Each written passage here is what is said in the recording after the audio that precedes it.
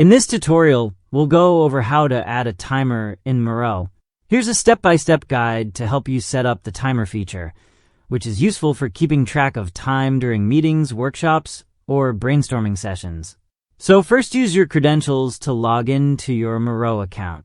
Once inside your Miro board, look at the upper right corner of the interface. You should see the timer icon in the toolbar. If you're using a paid plan, you can click on the timer to start tracking time. Unfortunately, the timer feature is available only with paid plans, so if you're on a free plan, you'll be prompted to upgrade. If you're interested in using this feature and you're on a free plan, click the upgrade button.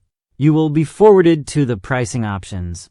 For basic features, the starter plan costs about $8 per month, billed annually. The business plan includes more advanced collaboration tools, such as video chat and timers, and costs around $16 per month. Choose the plan that suits your needs.